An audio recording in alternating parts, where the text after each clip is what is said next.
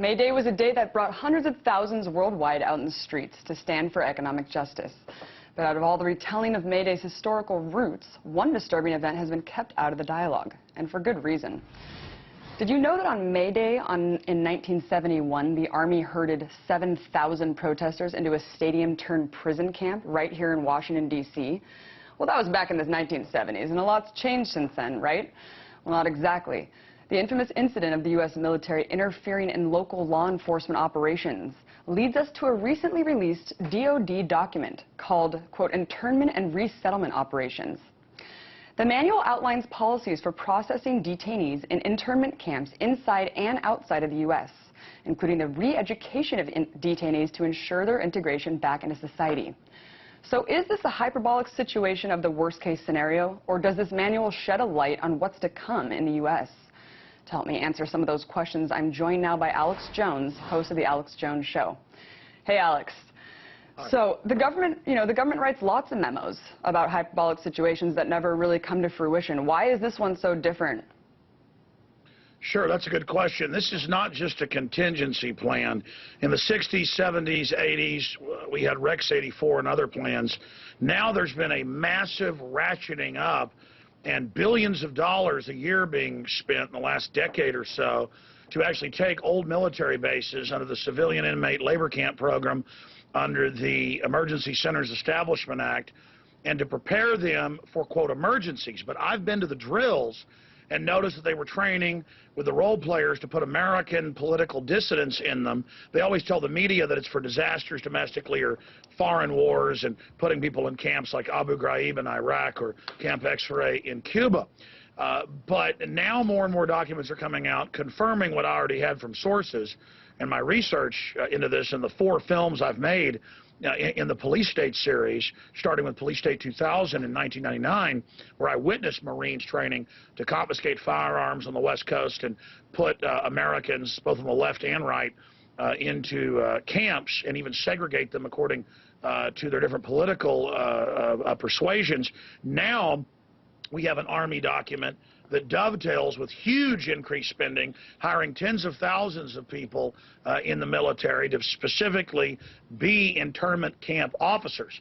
And I actually had military personnel blow the whistle on this to me in the last year about the hiring of tens of thousands of people in the training camps that they've set up to train the prison guards for these. And in this new document, oh, yeah, I was just going to say, talk a little bit, yeah, you're talking about they're hiring hundreds of thousands of people, and talk a little bit about the PSYOP program within the document and what that really means. I mean, the re-education aspect of this document, should people care about that? Explain a little bit more about that. Exactly. That's what's sensational about this is they went from saying there aren't camps to, okay, we're building a bunch of them and manning them, and they have other contracts to prepare for private contractors to be ready within 70 hours or so to be able to fully man the camps that are already built. And in this new document, this isn't some contingency plan. This is the manual, and I can give people the number. It's FM 3-39.40, and they admit this is real. To psychologically brainwash with loudspeakers, to bring the political dissidents in who are there because of their political views, and to take them into other segregated areas of the camps. And it talks about psyoping them, conditioning them with classic 24-hour blaring loudspeakers. And what's crazy is when I've been to these urban warfare drills, that's what they announce, is civil disobedience will not be tolerated. Your First Amendment has been canceled. And then when I had camera crews at the G20 in Pittsburgh 2 years ago, they had the police under military training saying the exact same thing and even attacking students at the college who weren't even protesting. We got video of young women on bicycles. They were saying daytime, nighttime curfew, stay in your dormitories, beating women over the head with billy clubs just for fun, just to set the precedent that, hey, you don't come out of your dorm. There was famous footage at the G20 under Pentagon control with the local police and National Guard with German Shepherds, old women coming out of the grocery store with bags. And they're told, you can't be on the street. It's broad daylight. And they release the German Shepherds who begin biting the old women. I mean, this is just absolutely off the charts. Even the most authoritarian states don't act like this, and the social controllers, the big banks that have taken over this country, and their collaborators in the police and military are openly trying to train the police and military to be attack dogs. And now we've got North Korean-style gulags with re-education camp manuals right out of the most authoritarian regimes this world has seen. This really proves... What does the reintegration even mean? I mean, how can they be sure that someone's ready to be reintegrated into society? It seems like an interesting concept to explore. What do you think that means? I mean, what will that entail? Well, we know what happens in classical re-education camps. They get people within the camps to turn against those that are picked out to be persecuted, and really it's about the mass of people getting into serving the camp guards and being collaborators.